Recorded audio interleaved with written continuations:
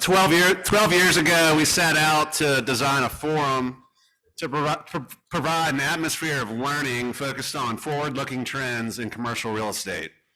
Today's topic is titled Virginia's Future, Infrastructure, Investment, and Economic Development. Just a few housekeeping items before we begin the program. Number one, please silence your cell phones. Should you need to use the restrooms, they are located by the reception desk. And as always, please plan to join us immediately after the program for a reception complete with food and drinks and great networking. I'd like to thank Leah Ziegler, Scott Keaton, and Tina Sherrod for their hard work in organizing today's program.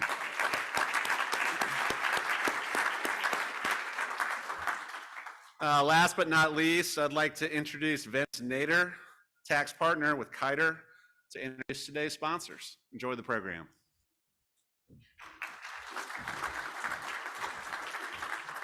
Thanks, Ken, and thanks to Commonwealth Commercial Partners for hosting us again today. I wanted to introduce the sponsors, but a little bit about Kiter.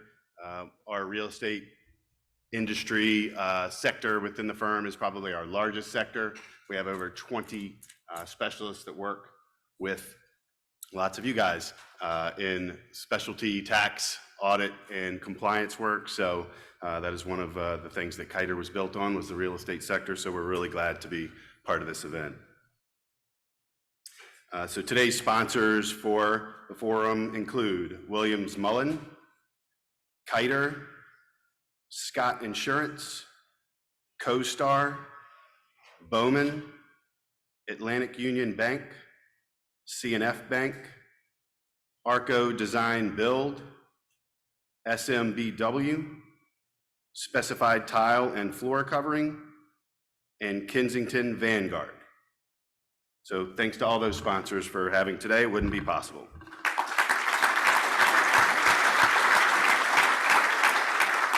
And now I'd like to introduce Ned Ryder with Scott Insurance, who will kick the program off.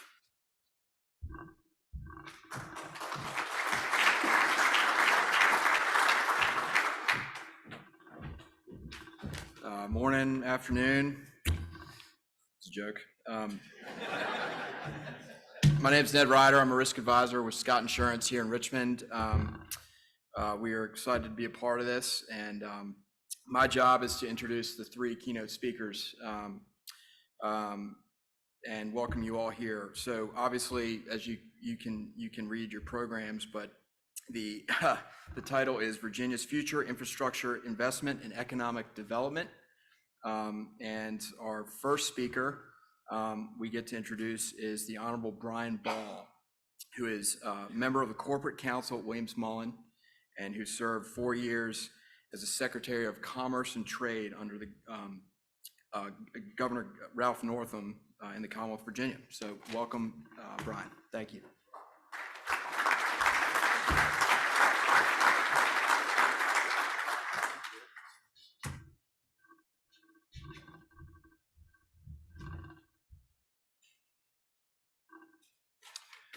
Ned, thank you for the introduction, and thank you all for having me here today. It's an honor to. It's been a long time since I've given a speech, and I'm really pleased that I got to go first. And I think I've got so much I want to tell people. It'll take me an hour and a half, but I'll do my best to keep it interesting. I do have slides, and I'm going to ask. Here you go. Before I get to the slides, since I'm not very good at slides, I want to set the table for you all for what I did working in the last administration. I'm going to give you a little case study because I think it gives us a lot of lessons on what the state can do working with the business community. You need some help with that chair? Okay. All right. Okay. Thank you. So let me set the table. There's a lot of lessons learned in this particular situation.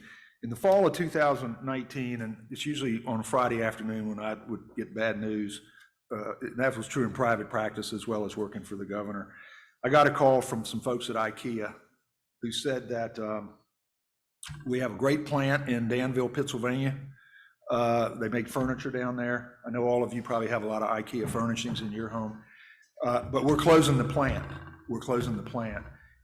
It's the workforce is great. We like the location. We like the facility. The wood's too expensive for us, and we can do this cheaper in Poland, and we're going to take it over there, build the furniture, and ship it to the United States.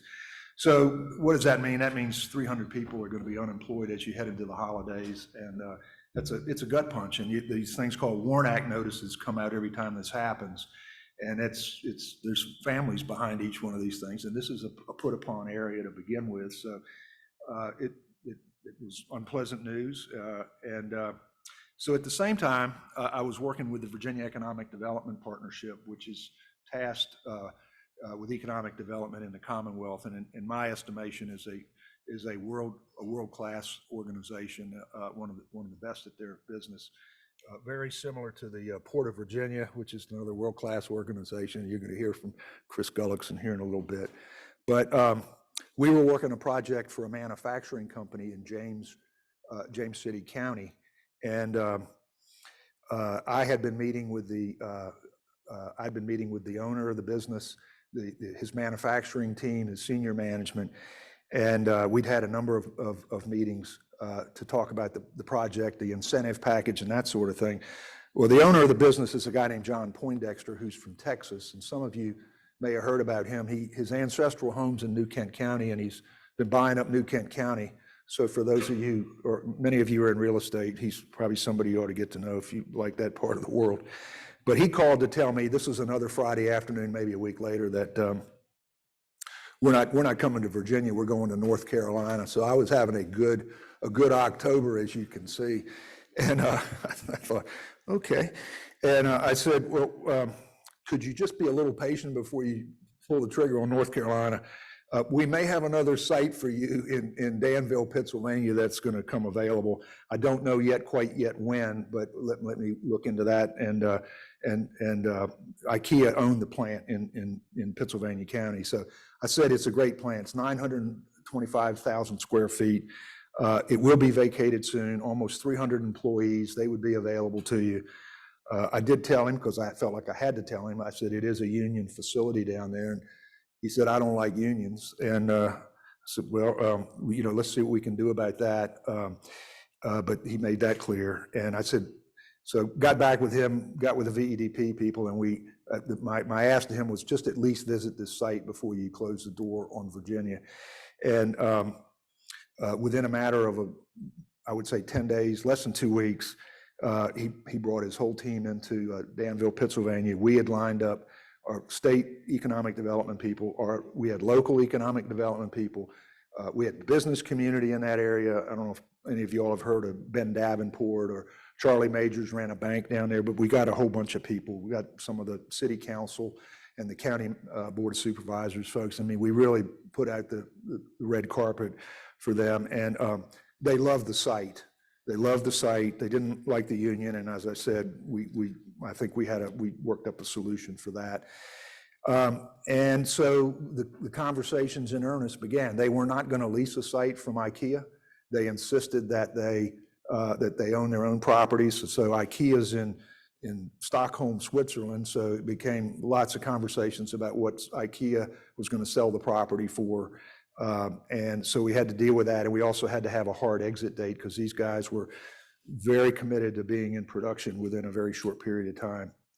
And then the incentive package, and we had to put together an incentive package. And that's the part I did a lot of when I was working.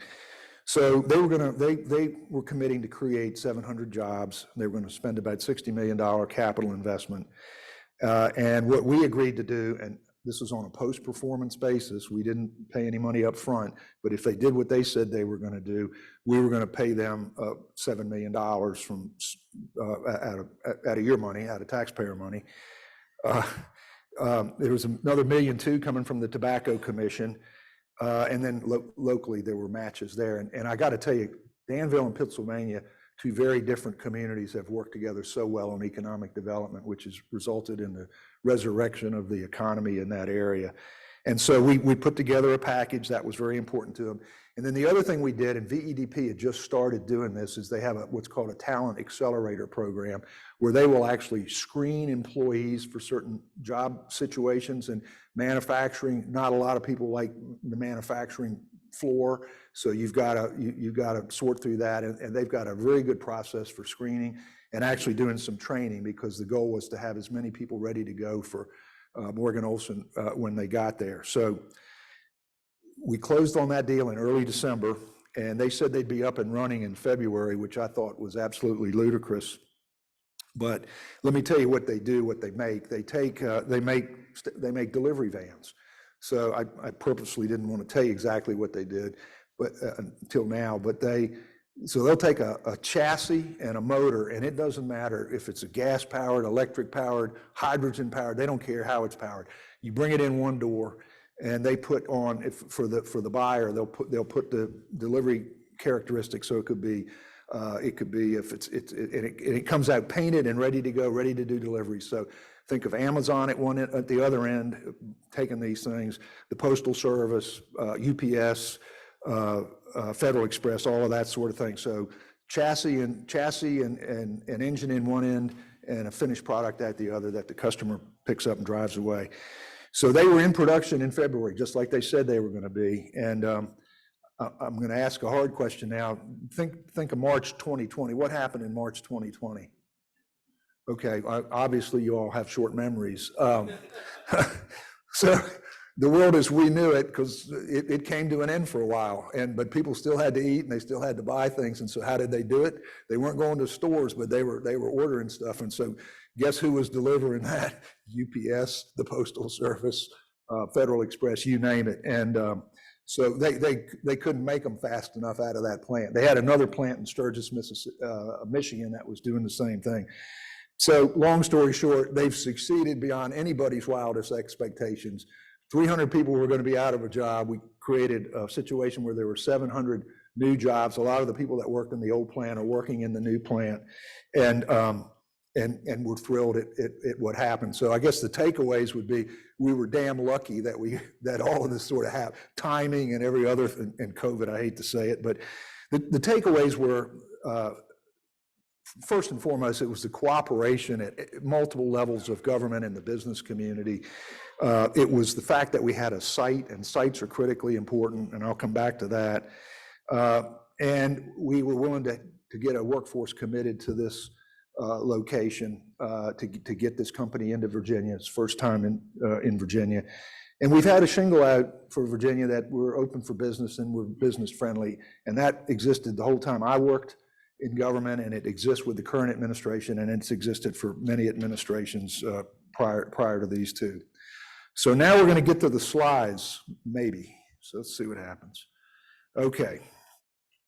So Governor Youngkin is all in on economic development. He's made many statements to that effect. And it's a little presumptuous of me to talk about his priorities since I'm not in that cabinet, but I can just tell you from knowing people and just what you see and hear, Governor Youngkin's 100% committed to more money for sites. I think there's, what do we talk about? Scott's here somewhere, 350, 400 in the budget. We don't have a budget yet, but we're going to get a budget. I don't know if it'll be that much money, but there's going to be a lot of money in there for sites. We left 150 million in sites when in our leave behind budget when I left office. Governor's all in on that. He's all in on workforce development, and they've done, I think, a nice job of rationalizing some of the many state agencies and authorities that are involved in workforce development. I think his all of the above energy approach is a very sound approach to making sure we got plenty of good electricity here. And he's very committed to finding the best way to get the best deal for ratepayers in Virginia, which I think is something that we will benefit from. So, okay, now I got to move to the next slide. Let's see if I can do that. All right, so you can see slides are less interesting. That's why I wanted to tell you the story up front. But what makes Virginia an attractive place to do business? I mean, not intangibles, but we got great roads. We got a world-class port. We got great rails. We got great airports. higher ed's great, K through 12 is great. The natural amenities here are second to none, in my opinion. So anyway, you can. I like selling Virginia, but when you sort of get to the nuts and bolts, the money, the incentives, the tax benefits, we have had the same. We have a tax rate of 6% in Virginia. I think this thing might even have a. I don't know where. I don't need that, but we've had the same 6% tax rate since 1972. We pay all of our bills. We got a AAA bond rating. I can't tell you how important that is, particularly to companies coming from overseas. They want to know you're a stable place to work. And you'd be amazed at how many states are upside down financially and they have to raise taxes. And it's this. We've had the same tax rate and the same AAA bond rating forever. And I can assure you this administration is very committed to keeping that bond rating. I would love to see them lower the corporate tax rate just a little bit because it sends a great message of business friendliness. I don't know if they can get that done in the General Assembly, but our approach to incentives, unlike a lot of other states that we compete with, is what they call, we do project-specific incentives. So we have some buy right, which are built into code, and that can relate to local incentives. It can relate to state incentives, but we like to look at the specific project. Are you in an industry cluster that we like? Are you going into an area that we could really use it? The development, Northern Virginia, put aside HQ2 and all that, they're going to do okay. They're going to do fine with or without anybody from the state. But there are a lot of places in the Commonwealth of Virginia that aren't, that really do benefit. And we'll look at, are you going into a distressed area or double distressed area? And think Appalachia, Southwest Virginia, think in terms of Petersburg, Portsmouth. We got them all over the place, and we're lucky here right where we are, but there's plenty of places that can use the help. So we come up with sort of tailor-made solutions for particular situations. On top of that, we do have some tax credits. We do have exemptions that particularly are attractive for manufacturers and R&D folks. And then I think I mentioned we do workforce training. And then we insist, if the local government's not willing to put some money in, it's a little unfair to ask Virginia taxpayers to put some money in. So we insist on local matches for what we're doing. Another great advantage Virginia has for larger projects is that we have a Commonwealth Opportunity Fund that is administered by VEDP. But on top of that, if we get a big project, we don't want to spend it all on one project. So we can run it through, it requires General Assembly. General Assembly appropriates. But we have an MEI commission that we have a part-time General Assembly that's not in Richmond most of the time, and that's a blessing. But so we have this MEI commission, I tell them that too. It's not like it's inside baseball. And, but we have this MEI commission, which is the leadership of the House and the Senate. It's the Senate Finance and House Appropriations Chair. And we can take a project to them any time of the year. We have to give notice, they got to have a meeting. And we'll take a project in there to get it approved. The slide says if it's approved by MEI, it's guaranteed to be approved by the General Assembly. I didn't write that verb. It's a little stronger than I would have written, but I can tell you this, we've never had a project go through MEI and be approved that didn't subsequently get funded by the General Assembly in the next session. And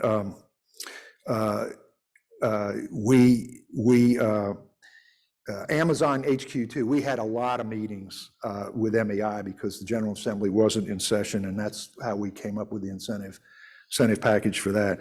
And I know they've hit the pause button, folks, but don't feel sorry. If you go up to what was called Crystal City and is now National Landing, you'll be very happy with what you see.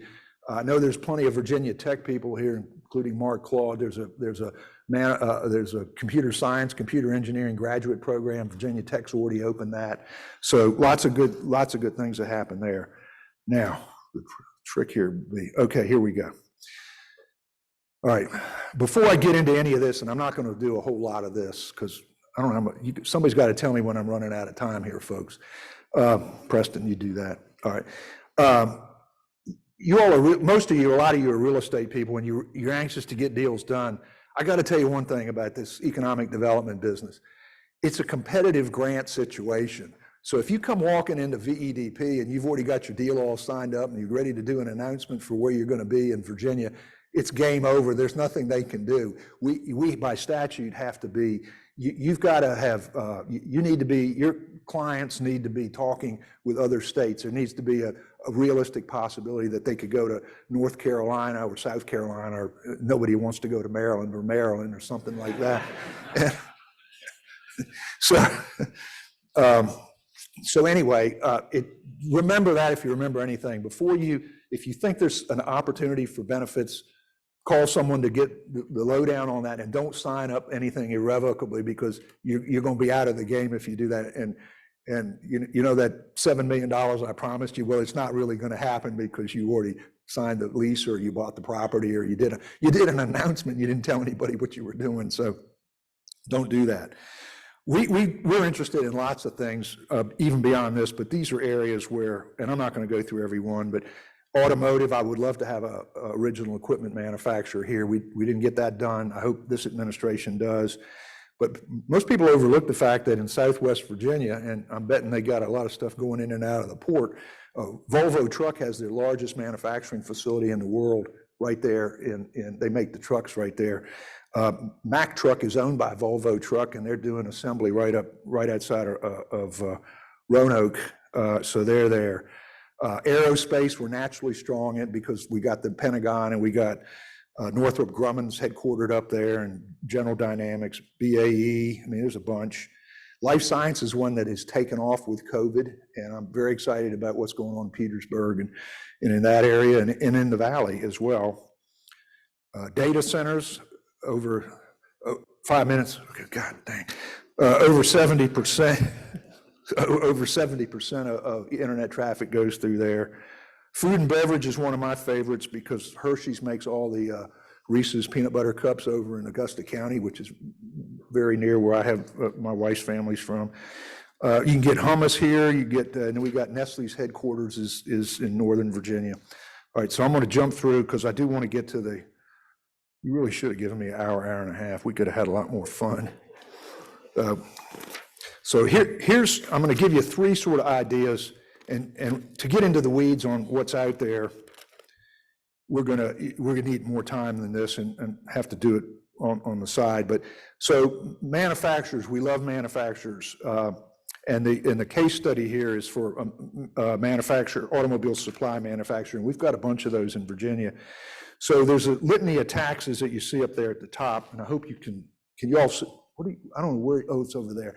So I hope you can, it's big enough to read, but it tells you what sort of presumptively is taxed. But then if you keep going, machinery and tools is a local tax. Localities can abate that or reduce it. So, and they will do it to get a quality manufacturer in there. Tangible personal property tax, you can get, you're not subject to tax on that. Machinery and tools used in manufacture, no sales and use taxes on that. And so you do get benefits. And so I'm going to have to take you to the punchlines on this. So I didn't do this math, believe you me. I don't think I could have done it, but if I could have done it, Virginia would have been at the top on every one. But this is done by KPMG and the Tax Foundation, but there's a study done to try to get apples to apples comparisons with states. And if you take anything away from this, these are mature companies. One's capital intensive and the other's labor intensive. And look at the effective tax rates for Virginia compared to all these other states. And we're either number one, number two, and you get to some states that will claim how wonderful they are because they have a lot of early on buy rights that expires. And we're way better than they are. So, I mean, why anybody would go to Mississippi or South Carolina is beyond me, but there they do go. And so, but we're good on that. So, and I'm not going to have time to really sort of walk you through how you get to be good on that, but that's kind of, see me afterwards and I'll walk you through all of that. All right, distribution centers is the next sort of case study that I got here. And we have the 10th lowest effective tax rate for mature distribution companies. Again, I like using mature numbers because we don't sort of do we'll give you a really good break for a few years and then you're going to be a full level taxpayer. I like to see it all equalized out over a period of years. You want these companies to come in here and stay for a long time. So again, we don't have time to go through how all that's going to work, but here's the punchline. Look at this. We're only second to North Carolina. We're a third lower than Maryland. Look at that on the effective tax burden. So why would anybody go to Maryland and do a distribution center? And then the other thing is we have 50%. I think if Middleton Smith's here, I apologize to you and your family. He worked. Sorry, Middleton. I just remembered you were here. Don't tell your dad. 50% of the population of the United States is within a day's drive of Virginia, a day's drive. So we have distribution centers. They don't create a lot of jobs, but they create construction jobs. They create tax revenues for localities, and they create a lot of business for the guy you're going to hear from here in a second. All right, then the last one is corporate headquarters. And here again, corporate relocation. Here again, look at the effective tax burden for a corporate headquarters. This is for a mature corporate headquarters. We're number 2 on this list, again, edged out slightly by North Carolina, but look at New York. Who would ever go to New York? So just to give you an idea what you're paying there. So we create these incentives to try to incent some of these companies to come here. We've had good success over the years, and we're going to continue to have good success. I'm confident of that. And that's a big overview, but thank you for letting me chat with you about this today.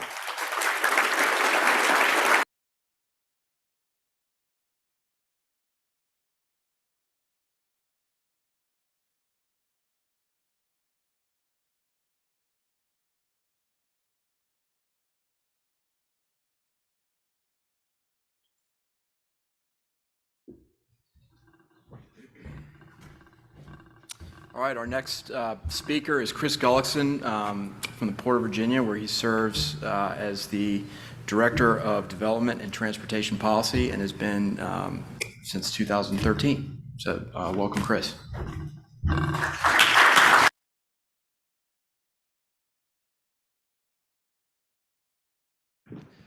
Well, good afternoon, everyone. Thank you so much, Ned, for the introduction, and also Secretary Ball. It's great to have some of the wisdom and stories that you shared. And I'll touch even on the Morgan Olson as I go through this presentation, because that is a neat story, and it just shows an administration that was able to be responsive to the needs of business and, more importantly, to the citizens of the Commonwealth. And so really had a joy working with you over the 4 years there as Secretary of Commerce and Trade. And so again, I'm Chris Gullickson with the Port of Virginia. My title today is Director of Development and Transportation Policy. But really for the past 17 years, I've been involved in either statewide or regional economic development, and mainly in the industrial transportation warehouse space. And so when I was given this opportunity to come today, I was really excited. One, because there's some friends in the audience, but also to kind of tell the Port of Virginia story and the opportunities that exist for all of us, not just the opportunities we've recently realized and all benefited from, but really what's on the horizon. And it's a great story for development, industrial development, and for the Commonwealth. So who's the Port of Virginia? Well, first of all, we're made up of 6 terminals spread throughout the Commonwealth. I think most folks recognize and know the 4 facilities we have down in the Hampton Roads Harbor. Those are our primary facilities. We also operate 2 inland terminals. I'll kind of work through top of the screen and kind of work around. Our primary business at the Port of Virginia is the movement of ocean shipping containers. So really the container business is our primary book of business. And so we run those operations through Norfolk International Terminals. That's our large facility adjacent to the Navy base. And then we have Virginia International Gateway in Portsmouth, Virginia. Both of these terminals today are some of the most advanced semi-automated container handling facilities in all the Americas. And so that's something that is known in Virginia. It's known, and that's how we are known to be at the Port of Virginia, as a semi-automated container handling facility. Where that automation is taking place is sort of in the yard. So there's still the individual in those big cranes. So when you're going down into Virginia Beach and you're going across the Hampton Roads Bridge Tunnel, and maybe you see the big blue cranes, those are still operated by an individual, and there's still pieces of machinery that are moving the containers from the marine side into the yard. But in the yard is where there's really a lot of automation. And for us, we use the analogy, it's our Amazon warehouse. And so there's a lot of efficiencies gained. Obviously, there's some cost savings, and more importantly, it's a safer operation. And we're able to rapidly move freight from the water into commerce. And, you know, most of our freight goes on truck, but we do rail, and I'll touch on some of the rail and barge business we have moving through the port. Here in Richmond, we have the Richmond Marine Terminal. This is a real neat story, and it's a facility that's something I personally have a fondness to. And that facility obviously has been in existence probably for 100 years, the Port of Richmond.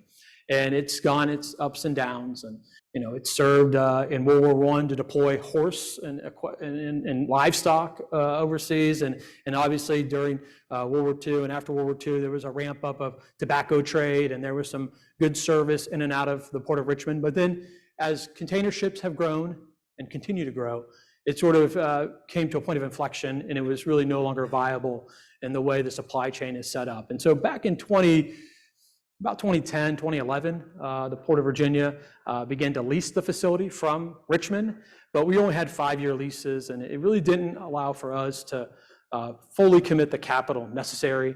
And in fact, in 2015, we went to the city and asked to renegotiate. In fact, we asked to buy the facility.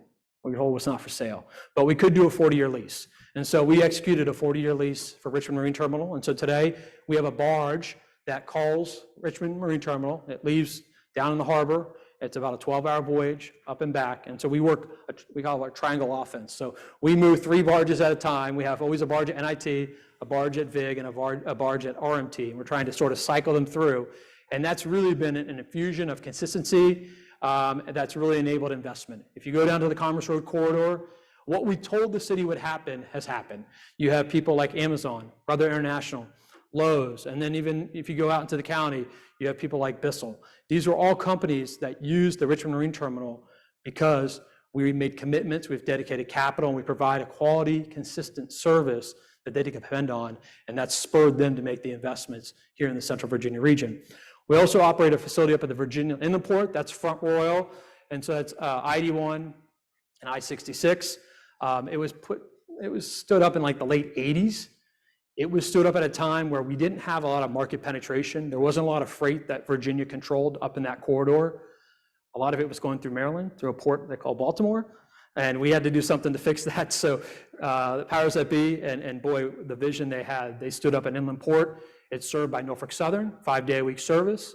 We stand back today and look, we've got $1 billion of capital that's been invested in Frederick and Warren County, and you have about 40 companies and thousands of jobs that are tied to the Virginia Inland Port. We have Portsmouth Marine Terminal. That's a really neat facility. It's a legacy facility.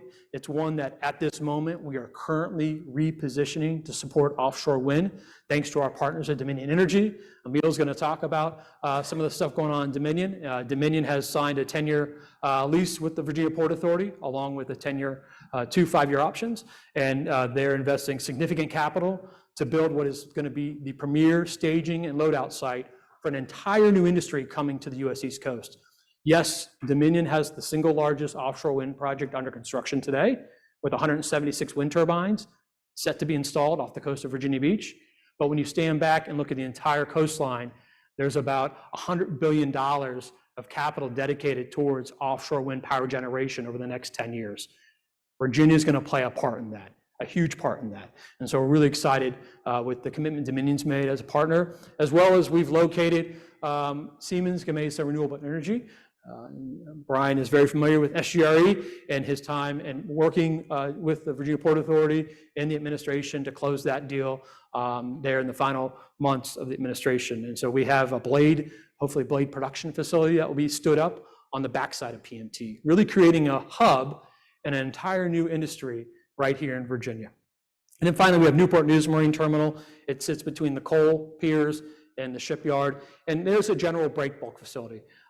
It's a great facility. It serves a lot of different needs. We move solar panels, lumber, big equipment. But the one that always stands out, about 10% to 15% of Nissan and Infinitis that are imported into the U.S. from Japan flow through Newport News Marine Terminal. So it's a good facility and one that has proven itself over time.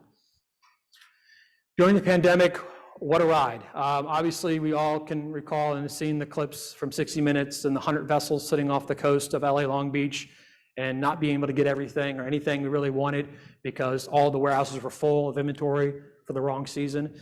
That all happened. And Virginia, and we coined a very simple model, or a simple term, the Virginia model, was really the reason we at the Port of Virginia really stood out as the one fluid, viable solution for the supply chain. And so if I just work counterclockwise on this slide here, you can see the Port Authority. Well, the Virginia Port Authority, we fall under the Secretary of Transportation. I work for the Virginia Port Authority.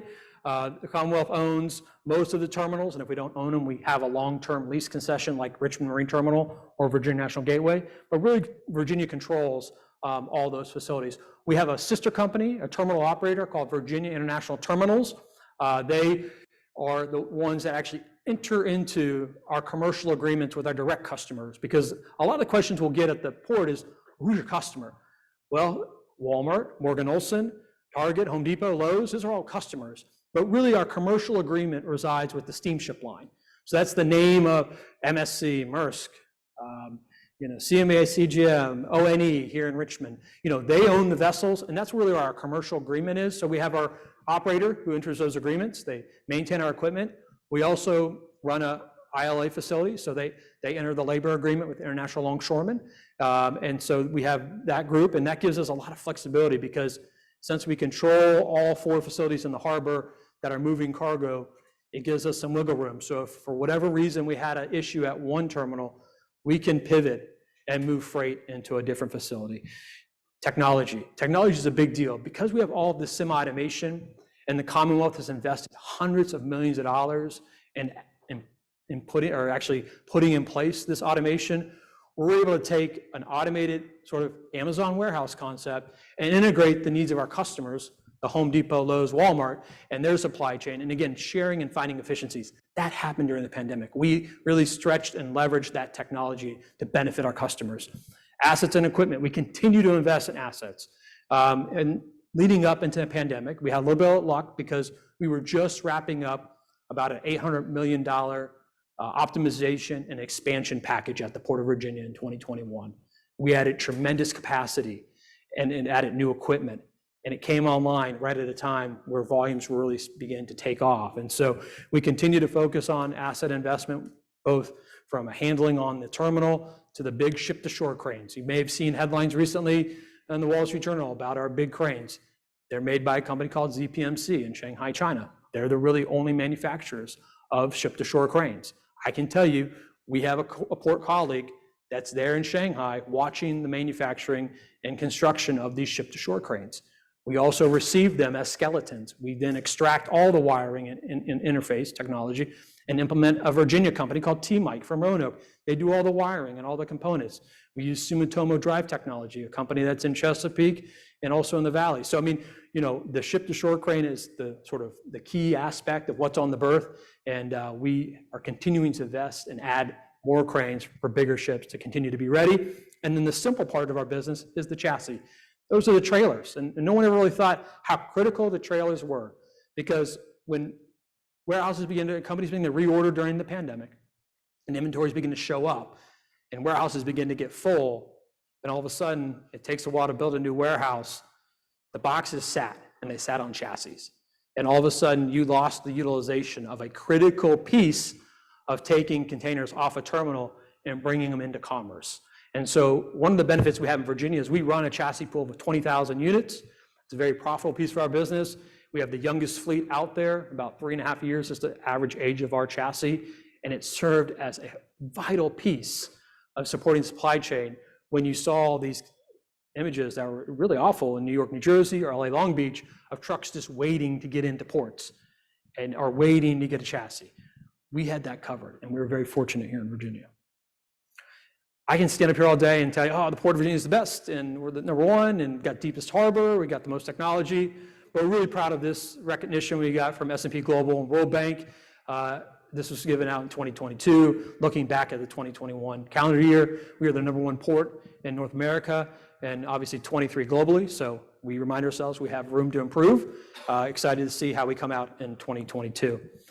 Where's our market? It is speed to market. And Brian mentioned, within a day's truck drive, we can access 50% of the US population.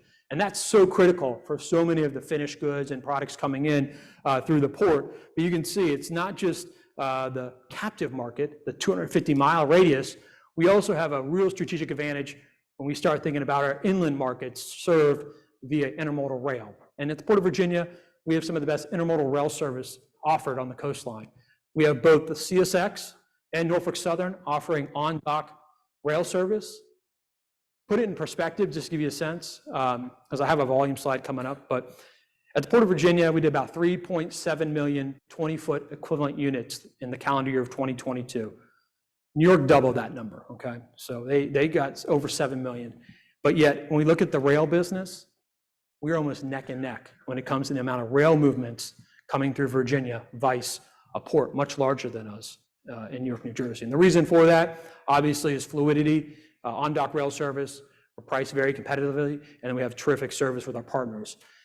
I won't put a pin on that because it's critical that we have a third of our business here in Virginia going to the rail. As the ships continue to get larger and the discharge of containers off those ships continue to increase, it's imperative we have these inland markets that we can serve in a very time efficient and cost-effective manner. So I talked about volume. It was a great year. 2022, 3.7 million TEUs. It was a 5% growth over 2021, where we grew 25% in 2021. And so really from the beginning of the pandemic until end of 2022, we grew approximately 900,000 TEUs.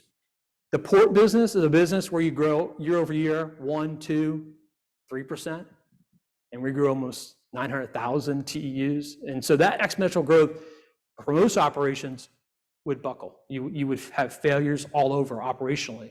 But because Virginia had the foresight to make strategic investments, both at NIT and VIG, we were able to bring on that new business. And as we see the volumes today have normalized, I mean, we all know what's going on in the economy, and we've had some soft months, but I went back and looked at March, which wasn't a great month. It was soft. It was less than 300,000 TEUs.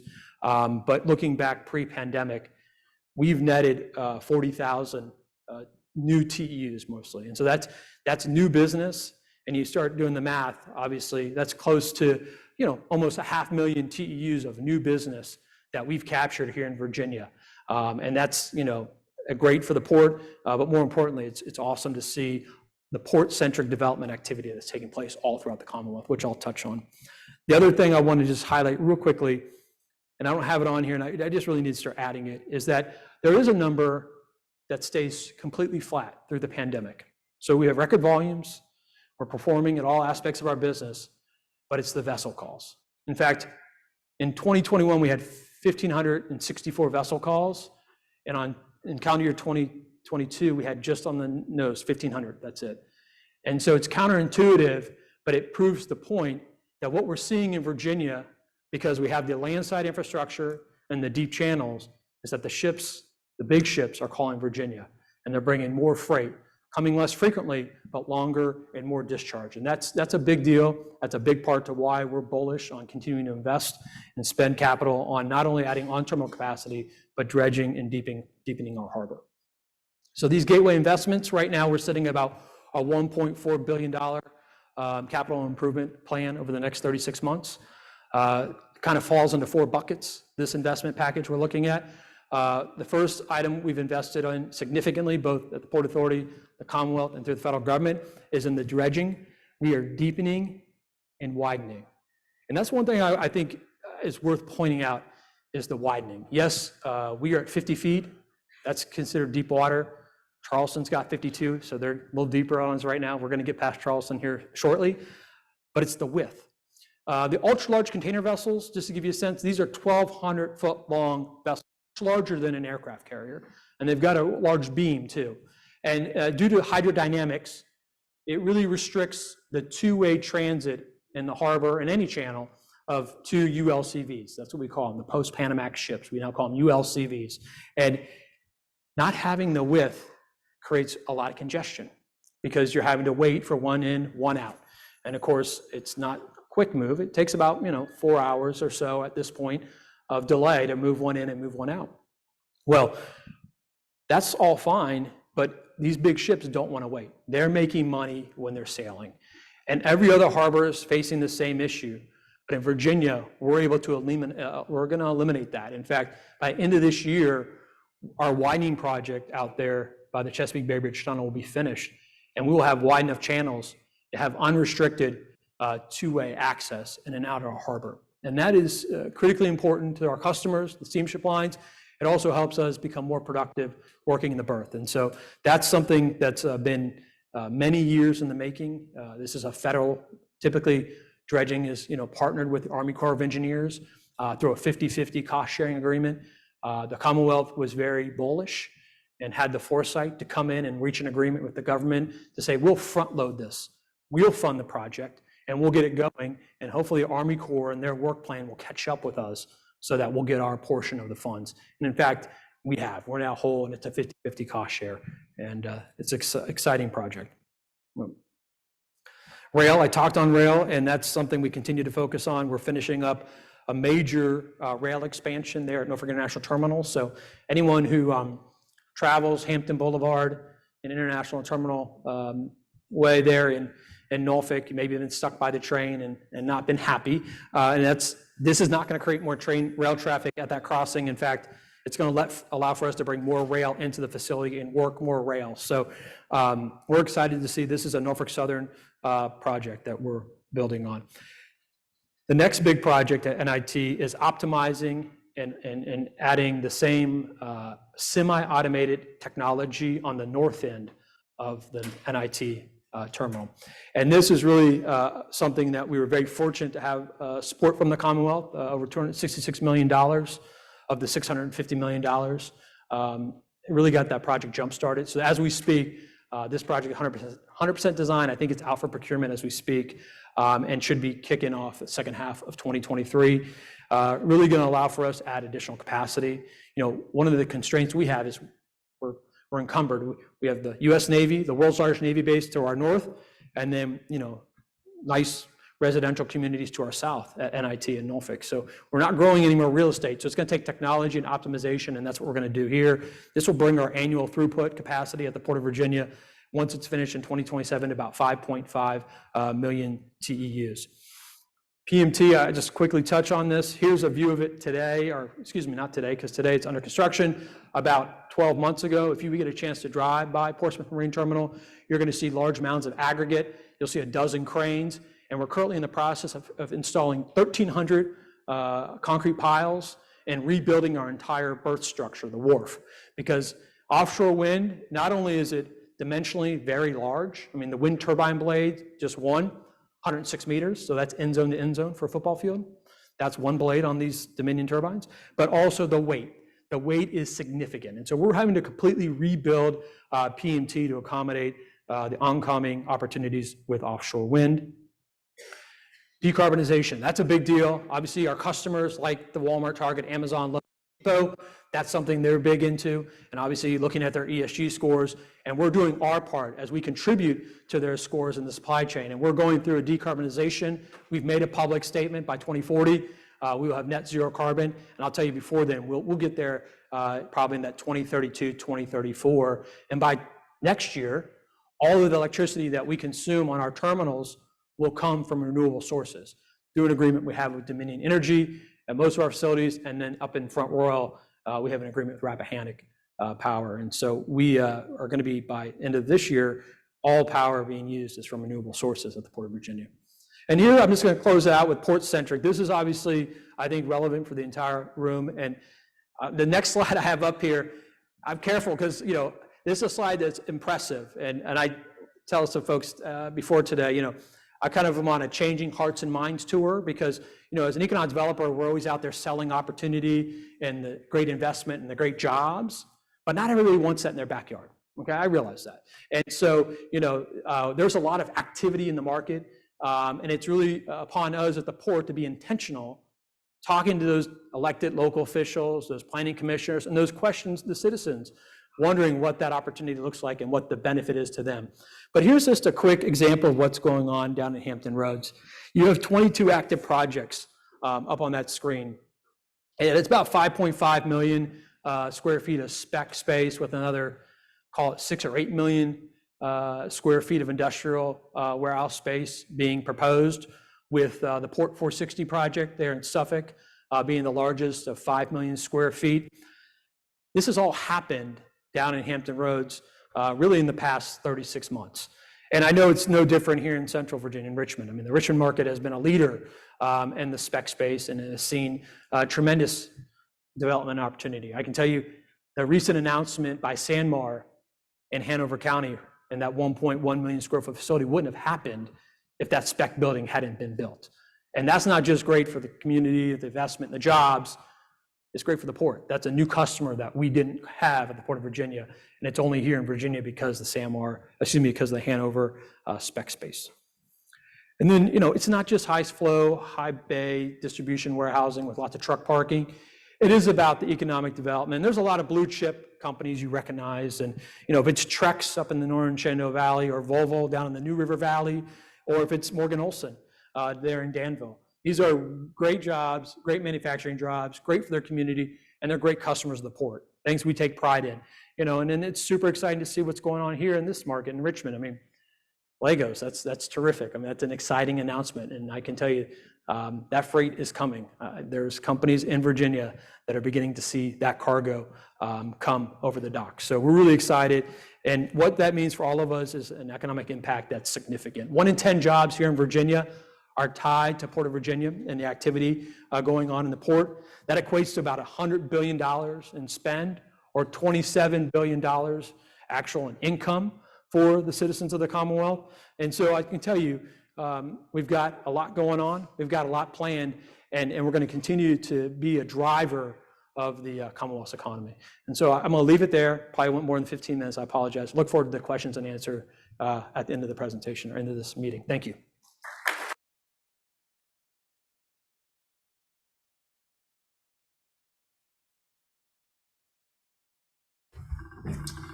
All right. Our next speaker is Emil Avram, Vice President, Business Development at Dominion Energy.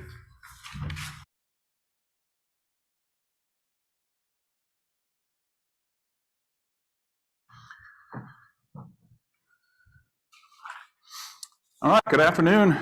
I'm the last one, I guess, for the day. Very excited to talk with you here. Again, Emil Avram, Vice President, Business Development. Our team is responsible for the development of power generation facilities across all technologies, whether it's solar, nuclear, fossil fuel, energy storage, any other type of generation that we may look at. And what I'm about to show you represents probably over $50 to $60 billion of investments that we are planning over the next 25 years.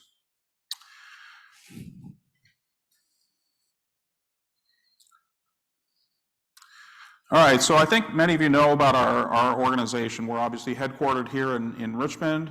We do operate, though, in 16 different states. We have 7 million customer accounts, both in the electric and gas businesses.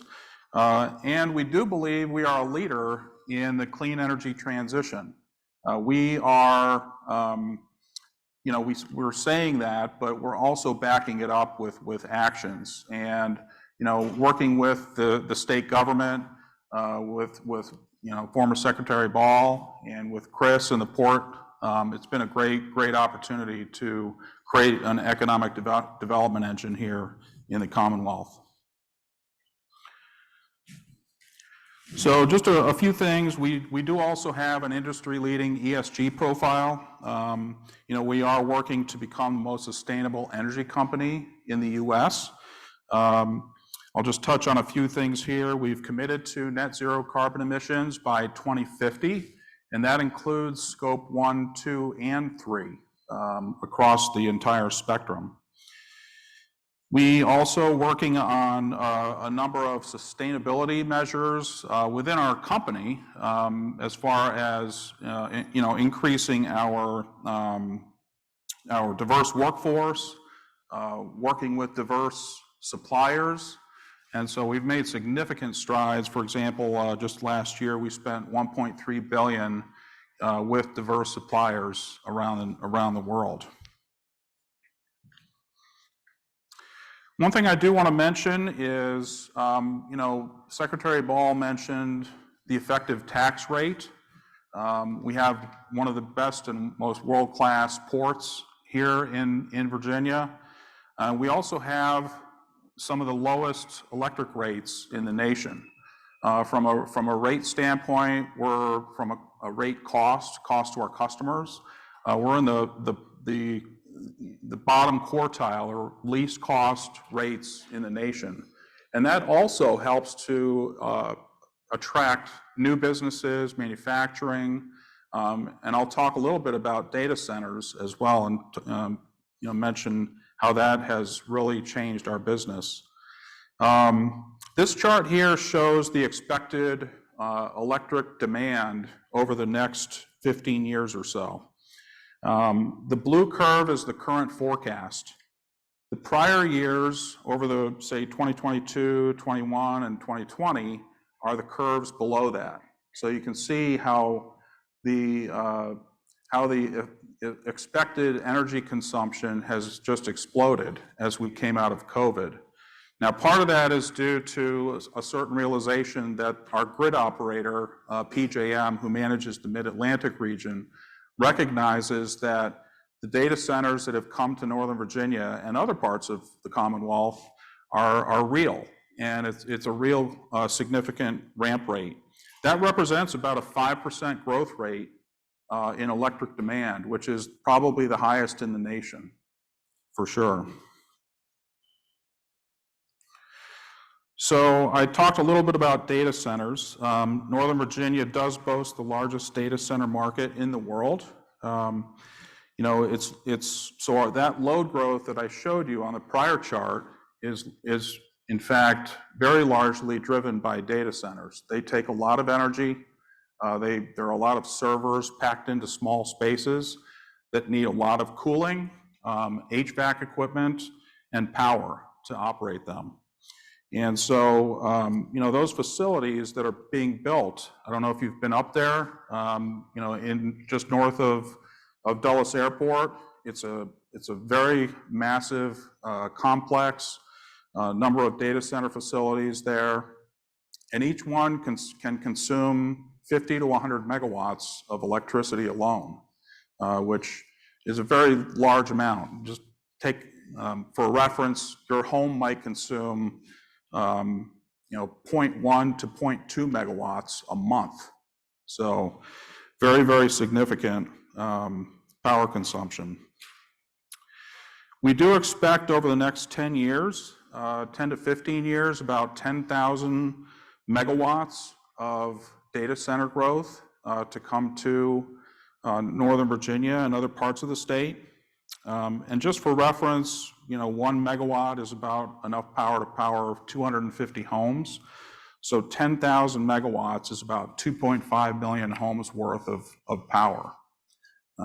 So pretty significant demand coming in the state. There are other opportunities coming. There are emerging technologies and industries, something called controlled environment agriculture. With water shortages coming, you see a lot of that out west. The challenges with weather patterns and droughts and floods and so forth.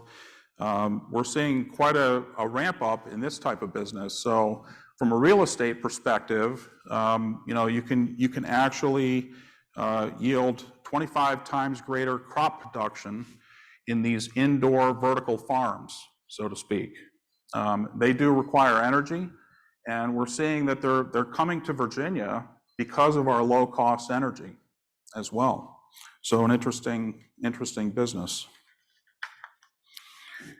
So a little bit more about our transformation. We have a massive clean energy transformation that is underway. We are building solar facilities on a grand scale. Our offshore wind project, as Chris mentioned, is the largest in the nation at 2,600 megawatts. That's enough to power about 660,000 homes at peak output. We're also deploying energy storage as part of the Virginia Clean Economy Act that was passed in 2020. We're required to propose these to the Virginia State Corporation Commission by 2035 on these levels, about 16,000 megawatts of solar, 5,200 megawatts of offshore wind, and 2,800 megawatts of storage. And so you can see our power mix, if you want to call it, technology mix, moves there shown on the chart from left to right, where it was mostly gas and nuclear to mostly renewable gas and nuclear. And you can see how the proportions change quite a bit. So in specific to solar and storage, like I said, we're building solar out across the Commonwealth. It is very land intensive. We have a large program underway. We've already secured about 130,000 acres of land in the Commonwealth. I'll talk a little bit more about how much we have to go.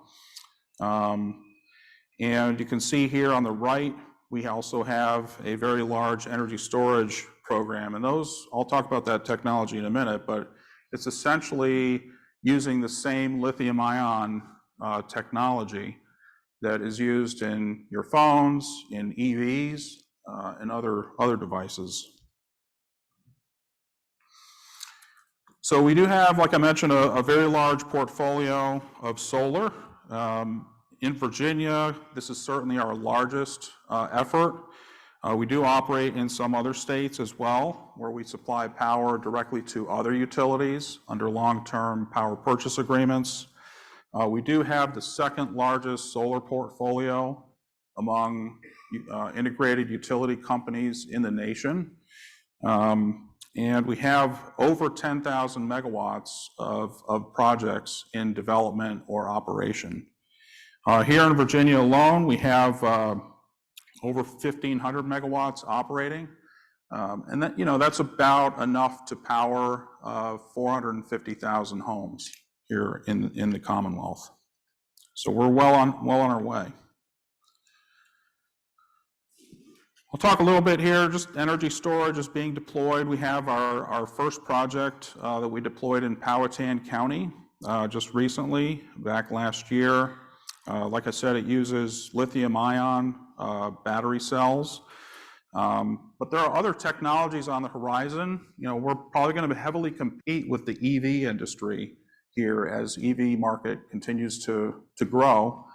And so we're looking at other chemistries that have similar or better attributes for our customer benefits. Some that are pretty interesting that use liquid metal as the anode and cathode materials, and others that use simple materials that maybe aren't as complex or difficult to mine, like lithium-ion batteries have. All right, offshore wind, we talked quite a bit about that. Chris, thanks for the introduction to that. We do have 2 wind turbines actually already installed. It was part of our pilot project to learn how these operate, how to maintain them, how to construct them. These are operating 27 miles offshore, off the Virginia Beach coast today. And they've been actually doing very well. They're producing up to 12 megawatts. That's enough power for 3,000 homes at peak output. And it began producing power in October of 2020. That's going very well thus far. But here's the big one. So the largest facility that we were planning is 2,600 megawatts. It is the largest in the U.S. that's being planned. There are others off the coast of the Atlantic, all the way up to Massachusetts. And we're probably going to be one of the first companies out there to complete this type of project. This is a $10 billion investment. It involves not only procuring equipment, improving ports and making investments there, But really, the story here is about the jobs. The direct, indirect, and induced jobs are tremendous. It's going to create thousands of jobs long-term during construction and also during operation. We expect to have the facility up and running in 3 years. Construction is expected to start offshore in 2024, so just a year away from that. We've done a lot of work on that. It's been in development for about 10 years. The project is in federal waters, which is regulated by the U.S. Bureau of Ocean Energy Management, and they've been regulating the development and progress with us on all the permitting.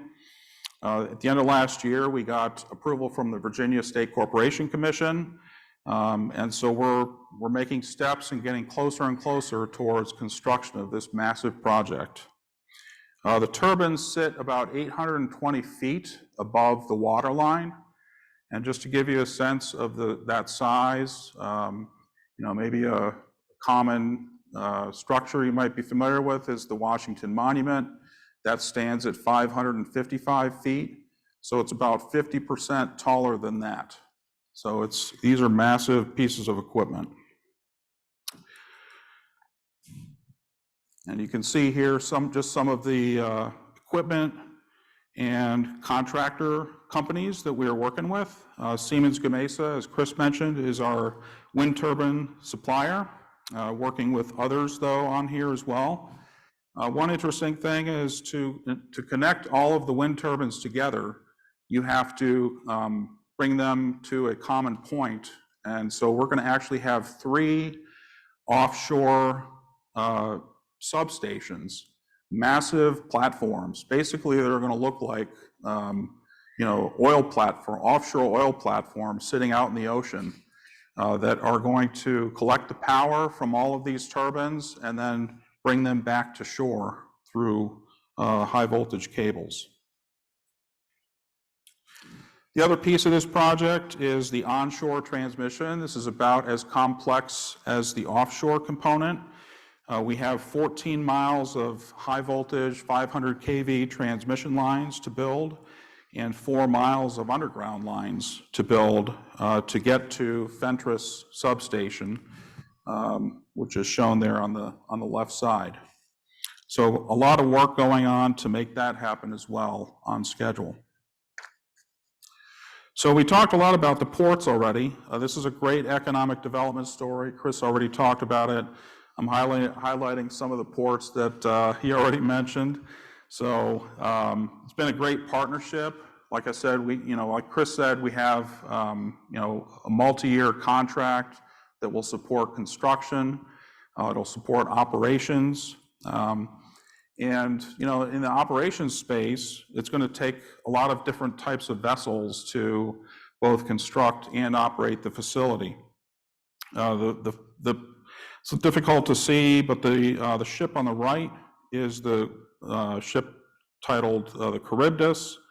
It's the first Jones Act compliant vessel that will basically build the offshore wind turbines, take them out to the point where they need to be built, and it has a massive crane on it, and it'll be able to lift those heavy components in place. The 2 vessels on the left are for operations of the facility and to take crews out during construction as well.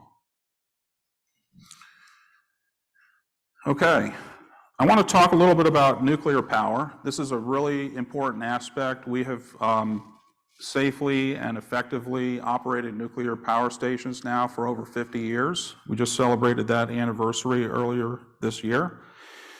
It's a large part of our power generation mix, both energy and capacity. And so what we are doing, there's new technology that's coming out that is expected to be cost effective. There are smaller units, so typical nuclear power facility might be 800 to 1,000 megawatts. These are on the order of 100 to 300 megawatts. So the benefit of that is you can build more in the factory in a modular manner and reduce cost. So we're looking at ways in the future how we could bring economic opportunities here to the Commonwealth. We're already a leader in the nuclear space in many aspects. These are the facilities we currently own, and we are actively developing sites in the Commonwealth of Virginia today for additional nuclear stations. It does complement renewable energy as a baseload generation resource. They are dispatchable, meaning you can turn them on when you want them, turn them down when you don't need them as much, which is very valuable to our system for reliability reasons. And you can site them in more locations than you might typically do for a large-scale nuclear facility. So I mentioned some of the factors here, why small modular nuclear reactors are, that's the term, SMRs, why these are beneficial. Expected to be highly reliable, small and compact, even more safe than the safe nuclear reactors we operate today. Lots of economic development opportunities. These create even more jobs during operation, during construction. And they're very flexible units. So this is something we're actively developing today, our team. I don't think I'll go through this. We're looking at various sites, existing nuclear facilities, brownfield sites, sites that we've retired, fossil generation sites we've retired, looking at new sites. We are actually exploring Southwest Virginia. That's a big focus. We think the economic development opportunities there, the workforce that's available as they transition from coal could be a great opportunity for them. So we're actively engaged in the communities there. So why Virginia? We are a leader, like I said, in nuclear energy. We have strong support from the governor. We have strong support from the legislature. They just passed some bills that incentivize nuclear innovation in the state. And there are also numerous companies already present in Virginia that make us a leader, whether it's U.S. Navy, Huntington Ingalls, BWXT, Virginia Tech, VCU, UVA, Liberty. They all have nuclear engineering programs. Framatome, Bechtel, you name it. All these companies are right here. So we are already a nuclear energy hub in the Commonwealth, in the U.S. I think I'll skip this slide. So we are planning to deploy our first SMR facility. This takes quite a bit of time. Several key activities. We have to carefully select sites, select technologies. There are about, half a dozen technologies to select from today that are still advancing in their technology development. We have to perform the design and engineering. We have to work with the U.S. Nuclear Regulatory Commission in the licensing process. And then obviously the state regulatory process as well. And then you can start construction. So all of that takes about 10 years from the time you say, I want to develop an SMR facility until it's in service, roughly. So we're looking at early 2030s for the first unit to be in service. We're already about 2 years into development of SMR facilities, and it's an exciting time, lots of opportunities, great jobs coming. So I wanted to paint this picture of all the different investments we are making across technologies, mostly clean energy investments. But you're probably thinking, well, how much real estate will this all require, right? You all are real estate professionals. You're thinking, gosh, this sounds like a lot of land. Well, it is quite a bit of land. I just kind of estimated how much incremental real estate will we need to use over the next 25 years. Solar will definitely take the lion's share. that requires quite a fair amount of land. It's about 10 acres per megawatt. So over 25 years, we could build easily 20,000 megawatts of solar. So 200,000 acres of land will be needed. Offshore wind, both this project that we're planning to deploy next year, we have another one behind it that we are expecting to build, another 2,600 megawatt facility. So in total, you could see about 5,000 acres. Of course, that's out in the ocean, so it's not Virginia land per se. SMR nuclear, look at our storage program, and we do have some natural gas generation that we are planning as well. So in total, that's about 210,000 acres of land that we need to develop. And we're going to need probably a lot of help from many of you to do that successfully. We're working with individual landowners, with corporate farmers, with corporate forestry companies, the small farmers as well. It's going to take all the above approach, and we're going to need help from a lot of folks. But when you look this up, it sounds like a lot of land, right? But it's still less than 1% of Virginia's total land area. So, Virginia's land area is, as Secretary Ball mentioned, a beautiful place. We want to do the right thing. We want to make sure we preserve the beauty of this Commonwealth, and we want to do it the right way. So we're going to need your help to do that along the way. We're excited about it. Great economic engine, and the real estate opportunities and jobs here are tremendous over the next couple decades. So I'll leave it at that. Thank you very much.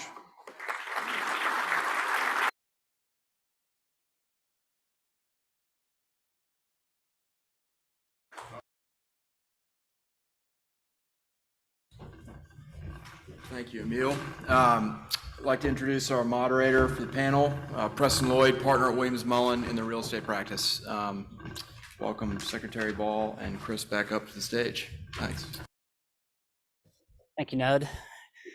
Good afternoon. I'll compliment Commonwealth Commercial and thank them for the invitation to be here, and I offer my compliments because there's rule number one of moderating the Q&A panel, and that's to make sure that you get everyone to the refreshments on time. And so they've invited somebody who bills time by the hour to make sure that there's a focus on the clock. So I'll do my best to live up to that expectation. So what I'm going to try and do is pull some common threads that I heard with sort of a multifaceted question that I'll let each of our panelists take a crack at. And then in the interest of time, we'll have some mics that are walking around the room. Be thinking about a question. If you want to jump in, we'll grab one or two of those and then we'll wrap things up. So the thread that I heard most principally was that smart public investments, whether in the terms of project-based incentives or in infrastructure itself, is having a major positive impact on driving real estate investment, thanks to a lot of the growth industries that you've described. And those included offshore wind, data center development and clustering, and warehouse and distribution. And I think the elephant in the room for many of us in the industry, real estate industry, is we're watching what's happening with interest rate risk and with construction costs. And clearly we're in a very dynamic time, and yet you've offered a lot of room for optimism based on these three examples of growth areas. And so the specific question is, what can folks in the real estate world in Richmond do to capitalize on those growth areas that you've described? And would love some specific examples or suggestions from each of your subject areas. Neil, you want to take it off? Sure. So I'll give you a good example. We're working pretty heavily with CBRE on our solar expansion and growth program. They've been a great partner. They're doing a lot of work. I'm sure there's some of the folks here that work with our real estate team. Blaine Garrett leads our real estate team, but we work a lot with that organization to, help us, sit in the kitchens of families that are considering, solar facilities or energy storage facilities on their properties or their farms. I think there's a growing opportunity. The challenges of farming, I would say, over the last decade have become more complex, more costly, right? Energy costs have gone up globally for oil and so forth, and and natural gas, and that increases the cost of fertilizer and those types of things needed to be successful. And so that's why I think, you know, farmers are really giving it serious consideration as a way to create a low risk income, right? Over 35 years. We signed agreements for 35 plus years with these landowners. And so I think that's a great opportunity, and we've been working with, like I said, our local partner here to be successful. So I think, you know, that's a good example of where a commercial real estate partner can help us. Chris? Yeah, sure. So from the port, I mean, you know, when we look at our terminal and our investment program, these are sort of 50-year investments we're making in our terminal optimization and enhancements. And I think the investment community and the real estate community realizes that and recognizes, you know, maybe some of the near-term challenges that might exist, but ultimately the Commonwealth is putting together what is a skeleton or a structure of a long-term viable supply chain solution. We know the ships are getting bigger. We can look at the order books. We can see what's on the horizon. It's not a crystal ball. We know what the truth is. And the fact that Virginia is positioned with both the water side and having the deep water matched with the land side infrastructure, it really is a prime opportunity for communities and areas that have those aspirations and desires to capitalize, you know, on their strategic locations. And that's really a Richmond benefit, is that obviously Richmond being here on the 95 and 85 corridor is critically important in moving freight north and south. So I think this is going to continue to be a hotbed. It's really trying to make sure that land use decisions being made at local levels reflect the opportunities and potential for these type of industrial commercial uses. And you indicated that the port is willing to be a partner in facilitating some of those conversations with local government partners. By all means. I mean, and we do want to come in and tell, you know, I would say, you know, the truth of the matter. I mean, you know, we can point to the investments. It's great being here in this wonderful hotel, but, you know, coming down, seeing it firsthand, welcome all of you, maybe not at once, but, you know, it's a pretty neat operation. And I can't tell you how many outside investors or elected officials who have made the trip to either NIT or VIG and seen firsthand the level of technology, automation, and investment. It really changes their mind, and they see the opportunity and potential. And I will just say one other thing, you know, the jobs in a warehouse today are different than they were 20 years ago. I mean, if you've ever had the chance to visit a semi-automated sort of warehouse operation and the amount of conveyor systems, I mean, these individuals working in warehouses today have a background in IT, have background in mechatronics and almost like manufacturing. And so there's some real, I would say, good jobs that are providing a living wage. And I think that's helping some of the naysayers understand the value that exists in these modern warehouses. Brian? I can't help but talk about the port. It's a crown jewel in the Commonwealth, and there was a time when there was some consideration about selling it cheap, and I'm glad we didn't sell it. So it's generating a lot of business. But to go to your question, we didn't do projects because we felt good about them. I mean, we do very intensive return on investment calculations. So when we spent $7 million of your money on Morgan Olson, I can assure you on the flip side of that, there's a whole lot more money coming back to the Commonwealth of Virginia. And we do it by creating jobs, because jobs create taxpayers. We do it by creating capital investment, because those are taxable.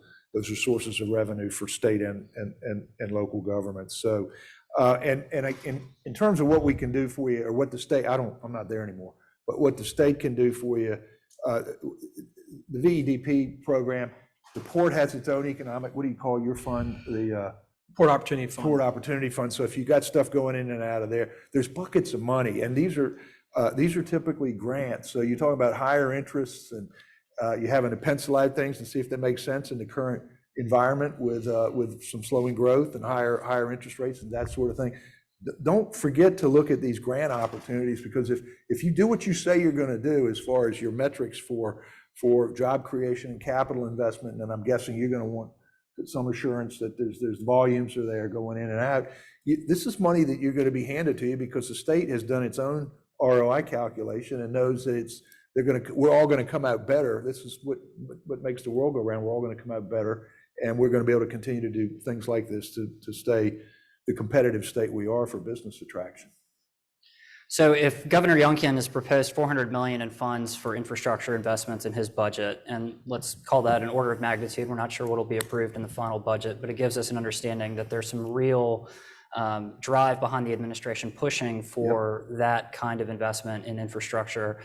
How do we in the Richmond region unlock whatever sources may be available as property owners, as partners with potential ability to lure in other development opportunities, just examples of how you envision us really using that to leverage the kind of growth that you've each described? So I can start. I touched on this when I talked about SMRs and the growth of, the nuclear side of our business.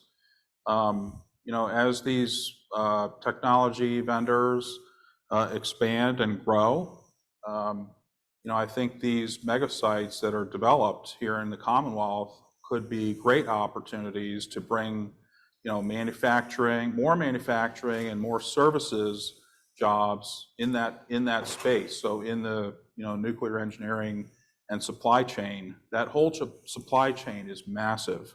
When it does come, it's literally going to be hundreds of billions of dollars of opportunities to place new manufacturing facilities in around the country, and we have to seize that moment. And the way we need to do that is, us working with the state government, with VEDP, with localities and their economic development arms to help bring those opportunities to the Commonwealth. I think that's a great example of something that could be a great growth opportunity. Thank you. Chris, anything to add? Well, I think Emil summarized it really well. I mean, I think the Commonwealth has stood up the Virginia Business Ready Sites program, and that program really will serve as that conduit in deploying, if it's $300 million, $400 million, or whatever. That's something that we're playing catch up on, and it's not to, point fingers at any administration, but obviously the states to the south of us have been investing in sites for 20 years, and we're trying to now catch up in a short time, and that obviously won't happen, but we at least have some funds, and I think there are some good sites, especially here in Central Virginia, that can be potential home for a lot of these monies to land and support, some form of a mega project here in the region. The VEDP rates sites, and so we do have some sites in the area that are well rated, and with a bit of money, they can be even better rated. I will tell you that the mega sites that we really need, that some of this money's already spoken for, assuming it gets appropriated, and people have heard about Berry Hill down in Pittsylvania County, Maymack, which I think's in Brunswick County. Greenville, excuse me. And then there's you got the Williams site over there, right there near Chesapeake, which. So, and to get these sites to where they're optimal sites, it's going to take a lot of money. So some of this money is going to get swept into that. But we do have some good sites here, and I encourage you to go into the VEDP database to see which sites are. Everybody thinks they got great sites, but you need to get sites that are well on their way to being ready to go for clients, because people don't wait around, the companies don't wait around long, and so you need to go in and see the sites with the utilities or the transportation connections and that sort of thing. But what Central Virginia will be a player in this. I don't know that we have the sites like Berry Hill up and around here, but we do have good sites in the broader Central Virginia region. Let's take one or two from the room. Can we get a mic down front here, please? Thank you. I have two questions, actually. One mainly for Emil. You mentioned labor and for these turbines. the big pilot program. I'm curious, do those guys get shipped in, or where are they being trained? Do they stay in Virginia? So we're actually working with local universities in the region to train technicians. We have a pretty big program underway. Is that through community college, or is Yes, it? that's right. So that's probably the majority of the jobs is, keeping these wind turbines running, maximizing the availability, going out to the turbines and up into the actual nacelles and doing the work on the generators or the transformers and electrical equipment. These are very technical jobs. Both technicians and engineers are probably going to be What do they pay? in high demand. So Anybody interested? great opportunity for anyone that wants to change from the real estate business. Yeah, right, yeah. As long as you're not afraid of heights. Yeah, you got to Yeah. heights. The other question I had was, you had a slide up there that had, solar and nuclear, all that stuff, and it looked like there was a lot of acreage for solar.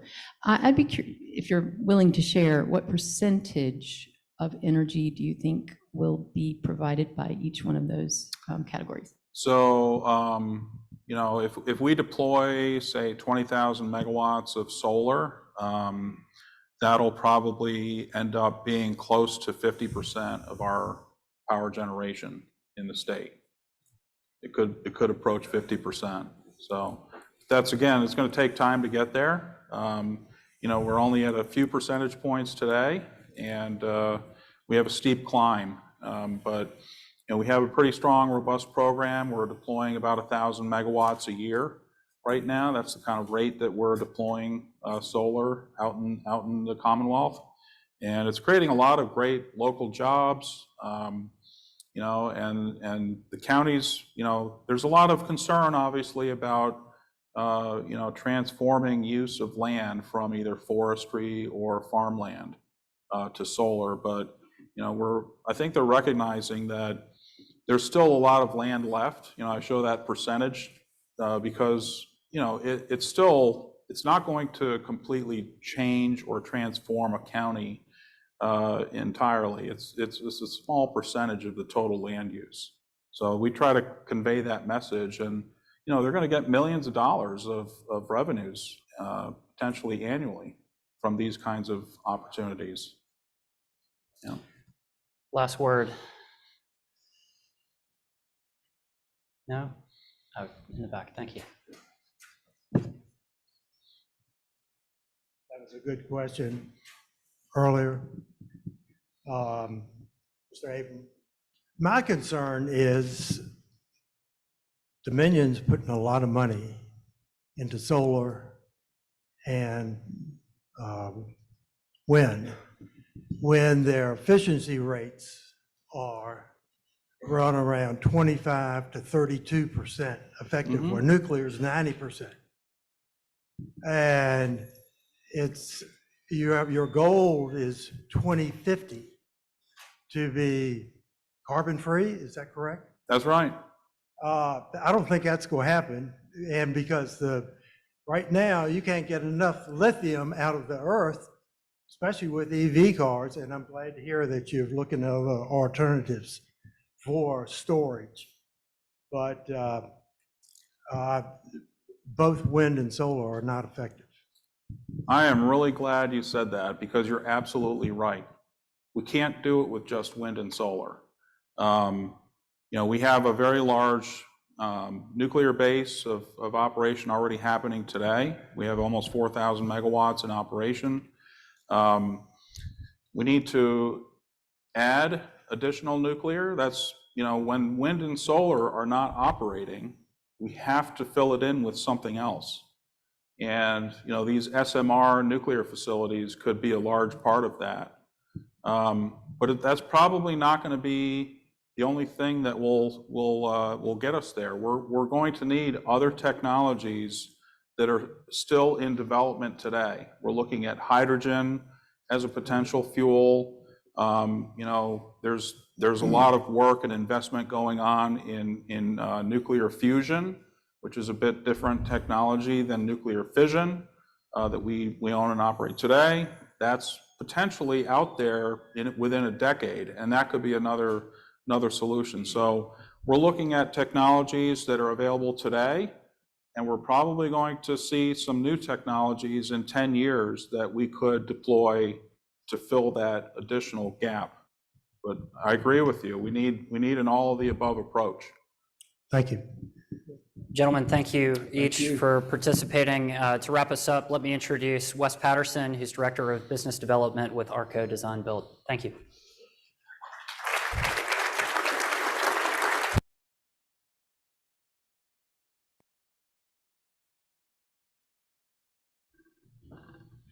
Good afternoon, everybody. I'm Wes Patterson with Arco Design Build. First and foremost, I'd like to thank the speakers for everything they shared with us. We like to think that we're one of the groups that's hopefully benefiting from a lot of those economic development efforts that we're seeing across Virginia and beyond. Just a little bit about Arco. We're a industrial design builder nationwide, but we do have a presence here in Virginia. Been doing some work here about 25 years, but most recently opened an office in Scott's Addition about 18 months ago. Another thanks, wanted to thank the sponsors here, Kiter, SMBW, Bowman, CoStar, Williams Mullen, Atlantic Union Bank, CNF Bank, Scott, Arco Design Build, Specified Commercial Flooring, and Kensington Vanguard. But y'all have probably heard enough about everything else. If before you run out of here, if you just walk through those doors, there's beverages and refreshments. And once again, thank you for everybody for attending, and see everybody out there. Good job.